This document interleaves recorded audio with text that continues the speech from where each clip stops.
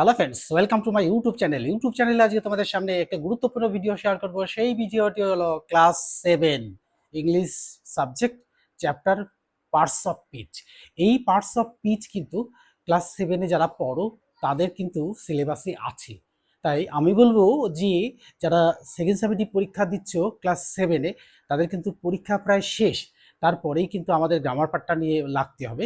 অর্থাৎ গ্রামার পার্টটা নিয়ে লাগতে হবে মানে হচ্ছে এটা কি, মানে হচ্ছে যে গ্রামার পার্টটা যদি আগে থেকে করে রাখতে পারি তাহলে কিন্তু ফাইনাল এক্সামে কিন্তু খুব সুবিধা হবে।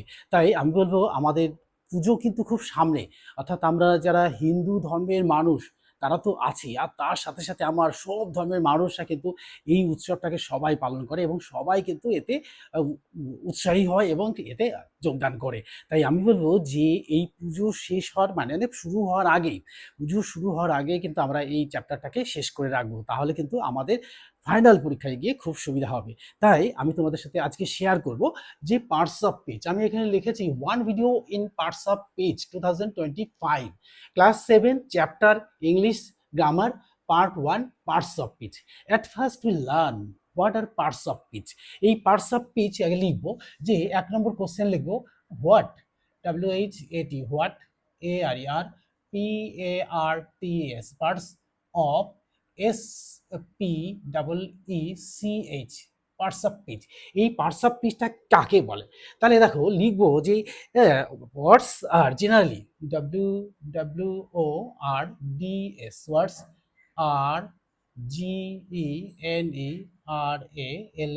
generally divided, divided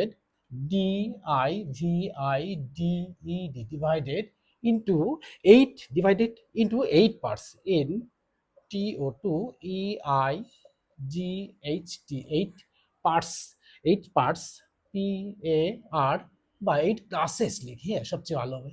8 CLASSES classes. Or কি লিখবো? Or or or PARTS, parts of SPEECH, pitch। তাহলে কি হলো?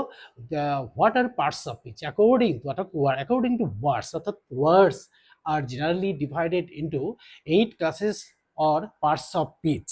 হ্যাঁ, parts of pitch according to the word, ACCORDING, according to the word, according to the word, WORD, word, they, THEY, they, do, in